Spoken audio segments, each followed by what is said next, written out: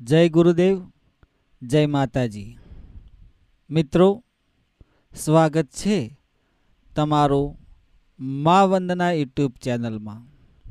તમે બધા જ મિત્રો હેમ ખેમ સર્વ કુશળ મંગળ હશો અને રહેજો એવી ગુરુદેવને, મા ભગવતી કુળદેવીને હું પ્રાર્થના કરું છું.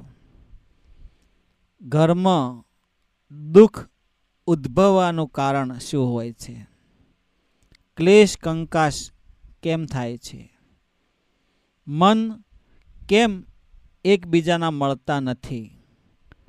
શું કારણે ઘરમાં પૈસાની તંગી રહે છે?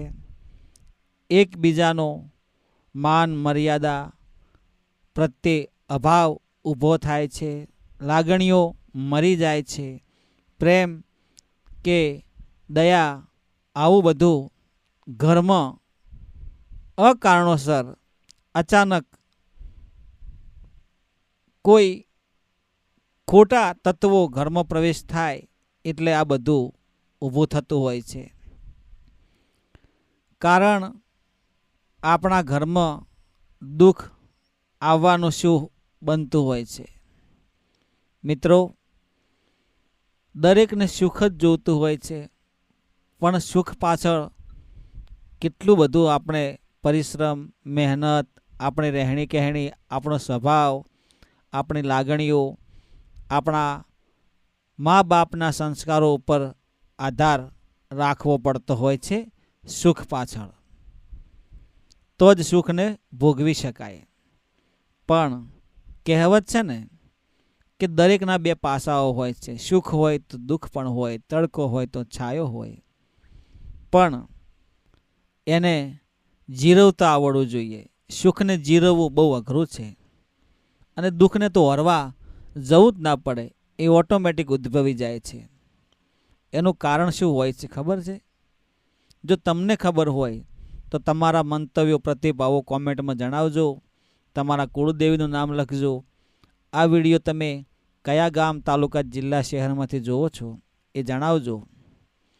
પહેલું કારણ મિત્રો એ હોય છે કે ઘરમાં એકતા ના હોય. બીજું કારણ એ હોય છે કે ઘરમાં શિક્ષણનો અભાવ હોય. ત્રીજું કારણ એ હોય છે કે માન મર્યાદા ના હોય. ચોથું કારણ એ હોય છે કે વ્યસન હોય ઘરમાં.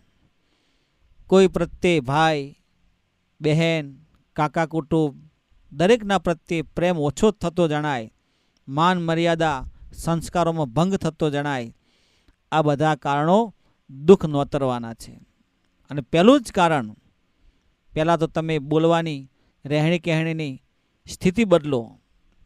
માન મર્યાદા ભંગ થાય એટલે બોલવાની જે ભાષા બદલાય, જે તમારા સંસ્કારો ઉપર ડિપેન્ડ છે.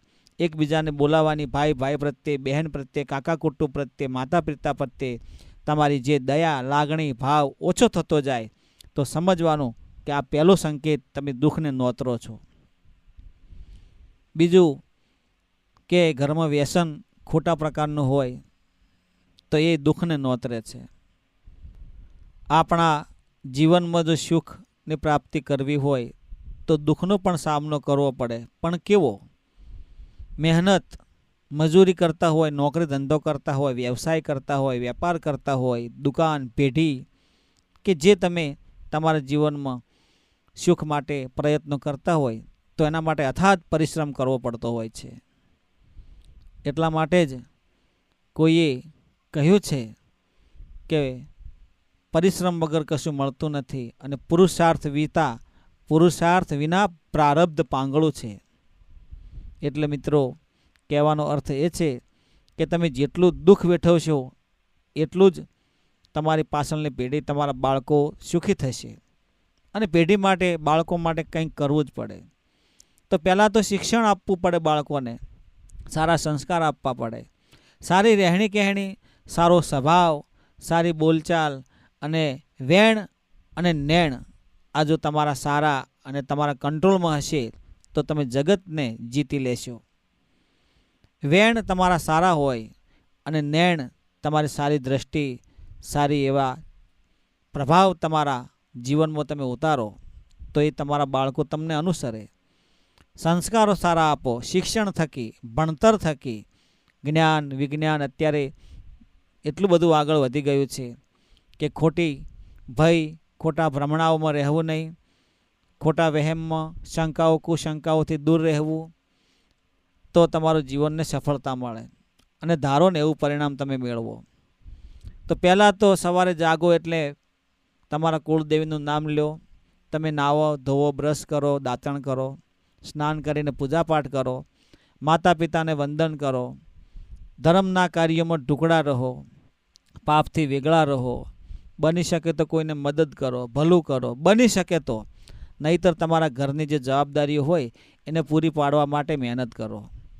બાળકોને ભણાવવા, પત્નીને સારી રીતે રાખવા, પત્નીની પણ ફરજ છે કે ઘરને નિર્મળ બનાવવું, ઘરમાં કઈ રીતે રહેણી કહેણી રાખવી, કુળદેવી માની સેવા પૂજા કરવી, ગુરુદેવને માન સન્માન એમની પૂજા થકી આશીર્વાદ મેળવવા, માતા પિતાના આશીર્વાદ મેળવવા, સેવા કરવી, કોઈ ધર્મના કાર્યમાં તમે આગળ પડતા રહો, કોઈની મદદ કરો, સાધુ સંતોના શરણોમાં રહો અને દેવી શક્તિની કૃપા એટલે કે કુળદેવીની કૃપા મેળવવા માટે તમે કંઈક નાના મોટા ધર્મના કાર્યોમાં આગળ રહો તો કુળદેવીની કૃપા થાય ને થાય.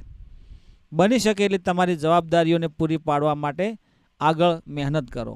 બાળકોને ભણાવો, ખોટા રસ્તે ન જવું, ખોટા માર્ગે ન જવું, નહીતર ચડવા માટે તો પહેલાં ગેરમાં નાખવો જ પડે, એટલે કે વધારે મહેનત કરવી પડે, અને નીચે આવવા માટે તમે ન્યૂટન ગાડી કરી દેશો ને તો ઓટોમેટિક તમે એઠા પડી જશો.